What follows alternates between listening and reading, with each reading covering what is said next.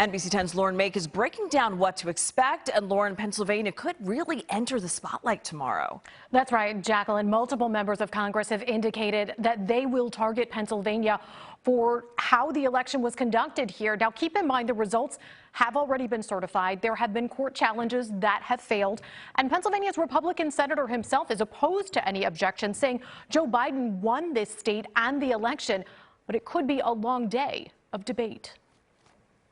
On Capitol Hill today, preparations for what will happen tomorrow. I'm literally continuing to work on my remarks right now. Congressman Brendan Boyle from Philadelphia is one of the Democrats tapped to defend Pennsylvania's votes if his colleagues object to counting them. I'm not casting my judgment for Pennsylvania. I'm simply defending all of those who went out to the polls and voted in November. I'm defending the work of our bipartisan election officials who certified the vote from Pennsylvania. Republican House members are expected to object to multiple states' electors tomorrow. I am acting to protect our democratic process. Among them, Congressman Jeff Van Drew from New Jersey, who told the Atlantic City Press he'll object, but not to New Jersey's electors. Pennsylvania is expected to be one of the states in the spotlight. 8 of its own Republican members of Congress saying they'll raise objections. The objections are going to be voted down.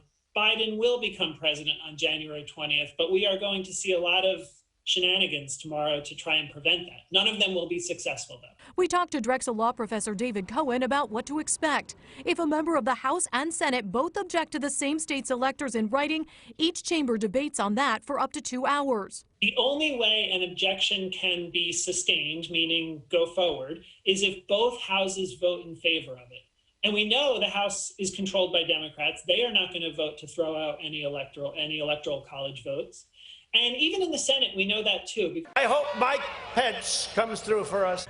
President Trump today tweeting that the vice president has the power to reject fraudulently chosen electors. What does the vice president have the power to do during this? The president's statements that the vice president has the power to refuse particular votes, it's pure fantasy.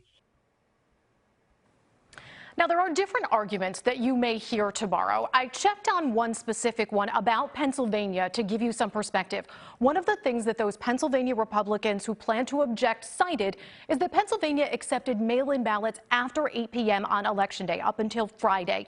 Those mail-in ballots were ordered by a court to be segregated, and they were. Now, I checked today with Pennsylvania's Department of State, and those votes were never folded into the total for the presidential race, so they are not included in the final tally that gave Joe Biden Pennsylvania. I'm Mayk, NBC10 News.